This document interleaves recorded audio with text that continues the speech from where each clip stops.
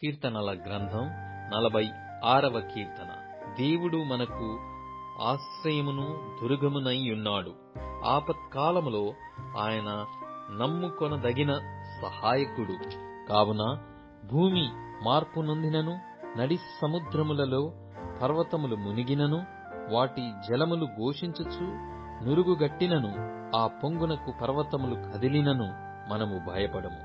ఒక నది కలదు, దాని కాలువలు దేవుని పట్టణమును, సర్వోన్నతుని మందిరపు పరిశుద్ధ స్థలమును సంతోషపరచుచున్నవి. దేవుడు ఆ పట్టణములోనున్నాడు, దానికి చలనము లేదు.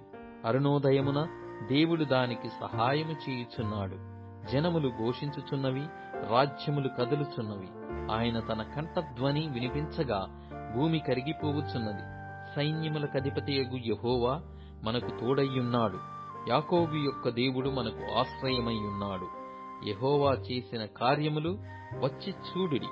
ఆయనే భూమి మీద నాశనములు కలగజేయువాడు.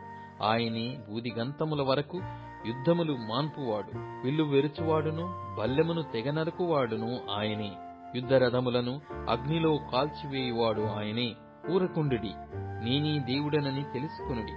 అన్యజనులలో నేను మహోన్నతుడనగుదును, భూమి మీద నేను మహోన్నతుడనగుదును. సైన్యములకధిపతియగు యెహోవా మనకు తోడయ్యున్నాడు. యాకోబు యొక్క దేవుడు మనకు ఆశ్రయమయ్యున్నాడు.